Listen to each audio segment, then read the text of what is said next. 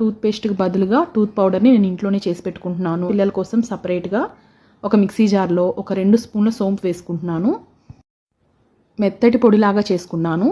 ఇప్పుడు దీనిలోకి 2 స్పూన్ల లవంగాలు, 2 స్పూన్ల దాల్చిన చెక్క వేస్తున్నాను. అలాగే 1 స్పూన్ ఉప్పు, 1/2 స్పూన్ పసుపు కూడా వేసుకుని మెత్తటి పొడిలాగా గ్రైండ్ చేసుకుంటున్నాను.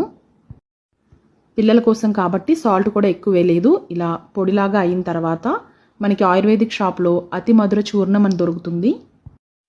ఇది నోటి పూతకి, చిగుర్ల వాపుకి, దంతక్షయానికి బాగా ఉపయోగపడుతుంది. నోటికి మంచి ఔషధం ఇది. పిల్లలకి చేసే దానిలో ఇది ఎక్కువ వేసి వేపాకు పొడి తక్కువ వేయాలనుకుంటున్నాను. అందుకే ఒక 10 స్పూన్స్ ఇది వేస్తున్నాను. వేపాకు పొడి కూడా ఆయుర్వేదిక్ షాప్లో దొరుకుతుంది. లేదు అంటే మీరు వేపాకుని ఎండపెట్టి పొడి చేసుకోవచ్చు. దీన్నైతే 1 స్పూన్ మాత్రమే వేస్తున్నాను. ఇంకొకసారి మిక్సీ పడితే అంతా బాగా కలిసిపోతుంది. ఇది నేను పిల్లల కోసం చేసిన టూత్ పౌడర్. పొద్దున్నే పడగడుపున పేగులు ఖాళీగా ఉంటాయి. పిల్లలకి పేస్ట్ వేసిస్తే ఆ నొరగొచ్చే పేస్ట్ని వాళ్ళు కొంచెం మింగేయవచ్చు. అది పేగులు మనం పొద్దున్నే ఏదైతే తింటామో అది రాత్రి నుంచి ఖాళీగా ఉంటాయి కాబట్టి త్వరగా అబ్జార్బ్ చేసేసుకుంటాయి.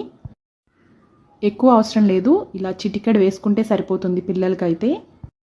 టూత్పేస్ట్ లాగా నురగ రాకపోయినా